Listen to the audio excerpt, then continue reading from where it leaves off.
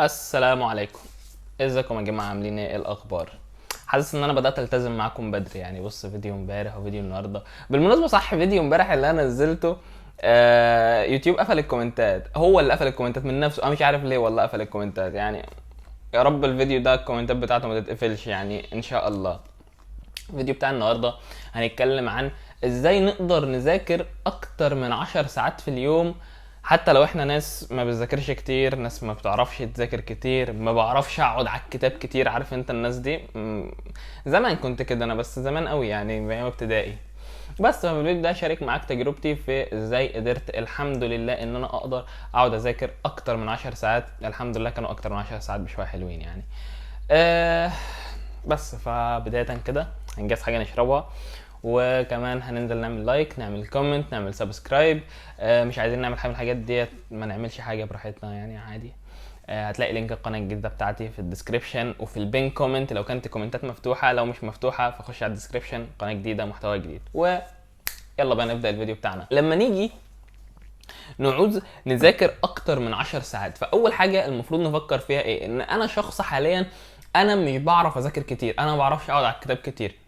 ولكن مثلا لو جيت العب لعبه، لو انت من الناس اللي بتحب تلعب مثلا بابجي، بتحب تلعب تنزل تلعب كوره بتاع، انت إيه اللي بيخليك تقعد تلعب اللعبه دي كتير؟ إيه اللي بيخليك ماسك الموبايل قاعد تلعب عليه كتير؟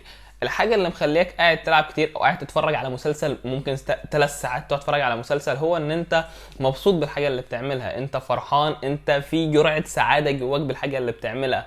فعلشان كده لازم لما تيجي تذاكر، انت اولا اللي بيخليك ما تقعدش تذاكر كتير او مش حابب المذاكره هي ان انت زهقت، انت مليت، مفيش حاجه ممتعه، الموضوع مقرف يعني، حاجه زهق خالص. علشان تقعد تذاكر كتير لازم تخلي المذاكره بالنسبه لك حاجه ممتعه، حاجه انت حابب تعملها، علشان كده انت تستحمل انك تقعد تذاكر كتير. طيب ازاي بقى نقدر نخلي المذاكره بتاعتنا دي ممتعه، او ايه الحاجات اللي ممكن تخلي المذاكره بتاعتنا ممتعه؟ بص انا كنت بذاكر بطريقه معينه كده بصراحه، وهي ان انا كنت شخص بحب احل، يعني بحب اقعد احل. تمام؟ الفيديو ده عامه على فكره كل الناس، مش بس الفيديو ثانويه عامه والكلام ده يعني، ولكن الفيديو كل الناس. انا علشان اذاكر كتير حاولت اخلي المذاكره ممتعه.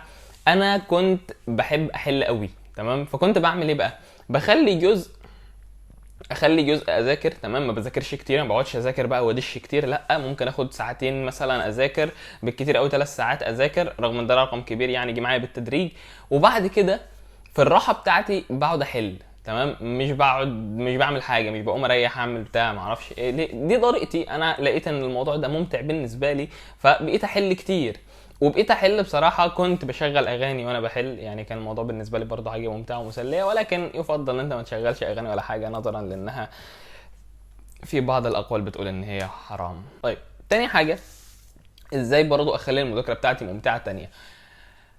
تاني حاجه عشان تخلي المذاكره بتاعتك ممتعه هي ان انت تخلي عندك مكافاه بعد ما تخلص مذاكره. بمعنى يعني مثلا انت النهارده معاك حجز كوره مثلا بالليل، تمام؟ معاك حجز كوره متفق مع انت واصحابك بالليل، خلاص انا لو ذاكرت، تقول لنفسك كده انا لو خلصت الجزئيه دي النهارده انا اروح حجز الكوره، لو ما خلصتهاش مش رايح، تمام؟ لو ما خلصتهاش انا مش هروح. دي المكافاه بتاعتك بعد ما تخلص الجزئيه دي. المكافاه بتاعتك ان انت هتنزل حجز كوره مثلا، ولو انت في ثانويه عامه برضه ما تفتكرش ان الموضوع متنشن قوي كده، مش هتنزل ومش هتروح مش هتيجي، لا خلص اللي وراك واعمل اللي عايزه، ولكن اهم حاجه خلص اللي وراك. الموضوع لو ما خلصش اللي وراك ما تروحش حته، لو ما خلصش اللي وراك ما تروحش حته، تمام؟ هتتزنق، وزنقه ثانويه عامه صعبه قوي. فدي تاني حاجة، وهي ان انت تخلي في مكافأة ليك بعد ما تخلص المذاكرة اللي عليك، تمام؟ ولكن برضو حاول تذاكر بطريقة ممتعة، وهي ان انت ما تفضلش تدش كتير. دي تالت حاجة، ما تقعدش تحفظ وتذاكر كتير، تفضل ماسك الكتاب شغال تقرا تقرا تقرا, تقرأ. لا، ما تخليش الوضع كده، لان انت طبيعي هتمل، طبيعي هتزهق، تقعد تقرا كتير وهتقعد تحفظ كتير، تحاول تحفظ كتير، او تقعد تسمع على فيديو شرح مثلا، فيديوهات الشرح الطويله قوي ديت اللي هي 3 ساعات ل 4 ساعات. لو قعدت تسمع الفيديو ده على مره واحده، انت مخك اصلا ممكن في اول ساعه مثلا تفضل مركز وجامد يعني، فاهم؟ بتذاكر حلو قوي ومركز وفاهم كل كلمه، بعد كده تلاقي نفسك انت تعبت خلاص مش قادر، فانت بدات تكروت. اللي مش فاهمه عديه، خلي الفيديو يخلص، خلينا نقفل على كده. قسمه، اتفرج على ساعة حل على الشوية اللي انت ذاكرتهم مثلا، او اتفرج على ساعة شوف مادة حلوة انت بتحب تحلها، فرنساوي مثلا، جيولوجيا، روح حل في المادة دي الجزء اللي انت مذاكره، حل شوية قليلين، هتلاقي نفسك بدأت كده تفك شوية. وارجع تاني كمل بقيه الفيديو، ارجع تاني كمل بقيه الحفظ. لكن الدش الكتير، الحفظ الكتير، الفرجه على فيديو بفتره طويله هتخليك تزهق، وده طبيعي جدا. واحنا مش عايزين نوصل لمرحله ان احنا نزهق، لان احنا لو زهقنا هنسيب المذاكره، هندور على حاجه ممتعه تخلينا مبسوطين واحنا بنعملها. واحنا ده اللي احنا بنحاول نعمله دلوقتي، وهو ان احنا نخلي المذاكره اللي احنا بنذاكرها مخلينا مبسوطين. بعد كده حوار ان انت تذاكر فتره طويله، 10 ساعات، 11 ساعه، 12 ساعه، علشان تيجي حاجه زي دي، فانت ما ينفعش تعد لها. ما ينفعش تقعد كل شويه تبص في الساعه، انا ذاكرت نصايه، كده باقي لي نص تاني واكمل ساعه. ما انت مش حاجز في بلاي ستيشن. هو انت مش حاجز بلاي ستيشن. عارف انت حوار لما بنكون قاعدين مستنيين حاجه تحصل، او مثلا يقول لك مثلا بكره في مناسبه كبيره جدا، بكره في عيد، بكره في اي حاجه، فاهم؟ فانت بتفضل مستني اليوم يعدي لحد ما يجي بكره، فبتحس اليوم ماشي بالراحه ببطء، اليوم مش راضي يخلص. عارف الوضع ده؟ اكيد جربته في مره من المرات يعني.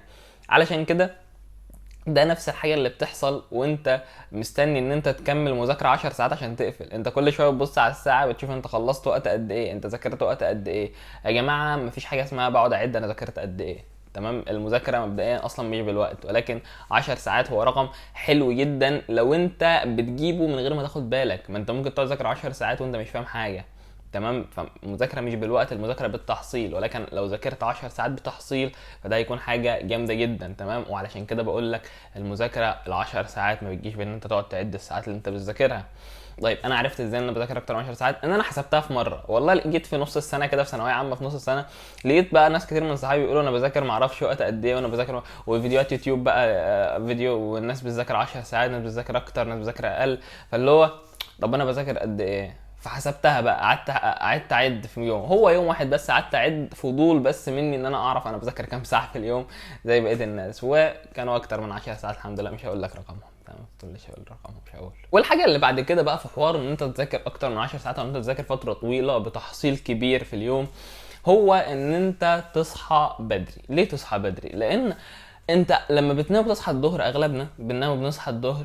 لما بنصحى الظهر بنحس اليوم بيخلص بسرعه. طب تخيل كده في يوم من الايام او في مره من المرات تقوم صاحي مثلا الساعه 7 الصبح، هتحس اليوم طويل قوي. والله هتحس اليوم طويل ومش راضي يخلص وطويل جامد. فدي حاجه حلوه، فعلشان كده اصحى الصبح. ولو انت مثلا بتصحى الساعه 9 الصبح، قدم ساعه. ما انت بتصحى 9 الصبح على ما تتوضى وتصلي وتفطر وبتاع، فانت بتاخد ساعه على ما تبدا مذاكره. لا، بدل ما تصحى 9 مثلا اصحى 8. لو بتصحى 8 اصحى 7. زود في يومك ساعة. فاهم؟ زود في يومك ساعة، هتلاقي الوضع فرق جدا. الشوية اللي انت كنت بتعملهم في الوقت ده انت اخرتهم شوية لورا، فبقى عندك ساعة اضافية في اليوم بتاعك تقدر ان انت تعمل فيها حاجات كتير. فاصحى بدري عشان تحس ان اليوم طويل وتقدر تذاكر لمدة طويلة. وبعد كده برضو حوار انك كل شوية بتقوم من على الكتاب تذاكر صفحة وتحس ان انا ذاكرت كتير، ذاكرت صفحة، خلاص ذاكرت صفحة، ذاكرت كتير. فبتقوم بقى تلف البيت كله، حد يرن عليك يقول لك يلا ننزل، فانت ما كنتش عايز تنزل لان انت ما ذاكرتش، فتقوم مذاكر صفحة، فتحس ان انت ذاكرت حاجة، فتقوم نازل معاه. يا صاحبي دي صفحة، انت ما ذاكرتش غير صفحة. لما تحس ان انت ذاكرت كتير، بص انت ذاكرت قد ايه. تمام؟ علشان عشان الوهم ما ياخدكش وتفتكر ان انت عملت انجاز عظيم جدا تستاهل عليه مكافأة ان انت تسافر المريخ وتيجي تاني. تمام؟ اعرف انت عملت ايه، واعرف انت باقي لك ايه، وعلى هذا الاساس حدد اذا كنت هتنزل او هتقوم تلعب او هتقوم تشوف وراك ايه. هو انت وراك مذاكره يعني، عامه لو انت تعرف ان انت وراك مذاكره، فحدد الكميه اللي باقيه لك وابدا قسمها، هتخلصها في وقت قد ايه، وما تنزلش وما تروحش حته غير لما تخلص اللي وراك. دي اهم حاجه في ان انت تقعد تذاكر كتير يعني. ما انت فعلا المذاكره حتى لو مهما خليت المذاكره مسليه بالنسبه لك، ففي حاجات تانية هتفضل مسليه اكتر منها مليون مره. تمام؟ فلو جت حاجه مسليه اكتر من المذاكره وانت بتحاول اصلا تخليها مسليه، وجات بدات تزاحمك في المذاكره ان هتاخدك من المذاكره، فانت هتروح معاها. حط في دماغك ان انت مش هتعمل اي حاجه غير لما تخلص الحاجه اللي عليك وتخلص المذاكره اللي عليك.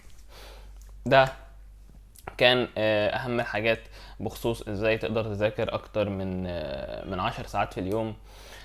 افتكر دايما ان اهم حاجه هي ان انت ما تقعدش تعد الوقت اللي انت بتذاكر، وتحس الوقت ماشي بطيء، تحس ان انت زهقت من المذاكره، وممكن تكون لسه ما بداتش اصلا، ما بداتش حاجات كتير، فهتزهق بمجرد ان انت حاسس الوقت مش بيمشي. هيخليك ما تكملش، فما تقعدش تعد بقى وتحسب ان انا خلصت قد ايه بتاع. بس وده كل حاجه كنت عايز اقولها لك بخصوص ازاي قدرت اذاكر اكتر من 10 ساعات في اليوم. اهم حاجه فيهم ازاي نخلي المذاكره مسليه زي الحاجات المسليه اللي بنقدر نقعد فيها اكتر من 10 ساعات. وبس كده، ده كل حاجه في فيديو النهارده. ممكن انزل لك فيديو تاني النهارده، وان شاء الله اكيد في فيديو بكره. سلام.